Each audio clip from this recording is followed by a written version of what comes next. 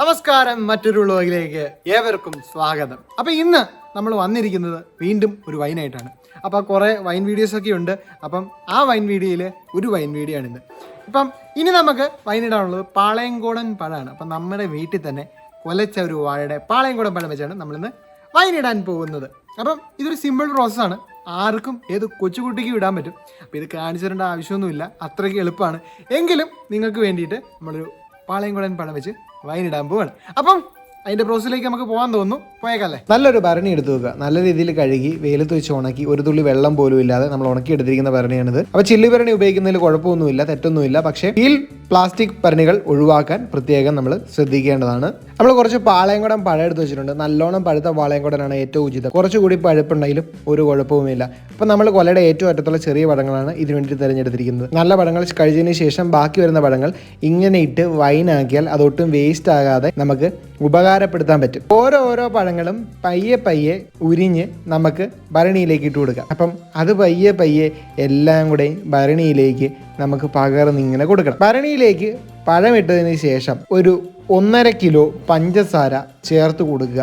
1 kilo പഴത്തിന് 1.5 kilo പഞ്ചസാര എന്ന അനുപാതത്തിലാണ് നമ്മളിവിടെ ചേർത്ത് കൊടുത്തിരിക്കുന്നത്. നിങ്ങൾക്ക് മധുരം കൂടുതൽ വേണമെങ്കിൽ ഇതിൻ്റെ അളവ് കൂട്ടാനും പറ്റും. പഴത്തിന് നല്ല മധുരം ഉണ്ടെങ്കിൽ ഈ പഞ്ചസാരയുടെ അളവ് കുറയ്ക്കാനും സാധിക്കും. ഇനി ഇതിലേക്ക് ആവശ്യമായ സ്പൈസസ് ചേർത്ത് കൊടുക്കുക. പൊടിച്ചു വെച്ചിരിക്കുന്ന ഗോതമ്പ്, ഈസ്റ്റ്, പട്ട, ഗ്രാമ്പു, തക്കോലം, ഏലക്ക, ഇതിൻ്റെയൊക്കെ അളവുകൾ നിങ്ങൾക്ക് തന്നെ തീരുമാനിക്കാം. കുറച്ച് മാത്രം ചേർത്ത് കൊടുക്കുക. ചേർത്ത് കൊടുത്തതിന് ശേഷം ഇതുപോലൊരു തടിത്തവി എടുത്ത് നമുക്കിത് ഉടച്ചു കൊടുക്കാം.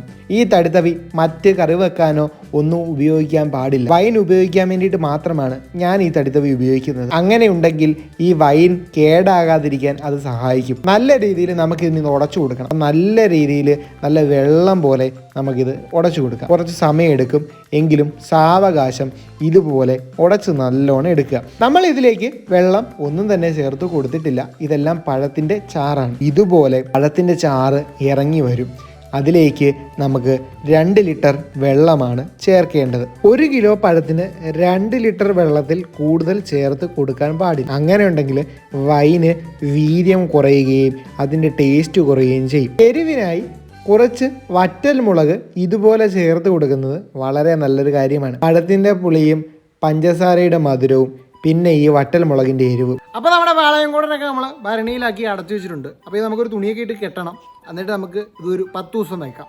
അപ്പോൾ ഒരു 10 ദിവസമെങ്കിലും ഇരുന്നാലേ ഇതിൻ്റെ ഒരു വൈൻ്റെ ഇത് കിട്ടുകയുള്ളൂ. അപ്പോൾ 10 ദിവസം കഴിഞ്ഞിട്ട് കാണാം.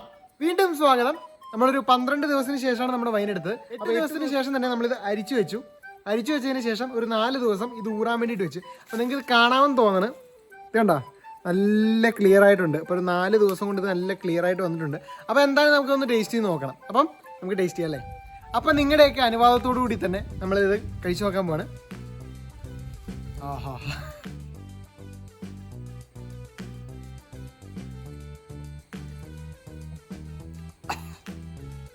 അടിപൊളിയാട്ടോ.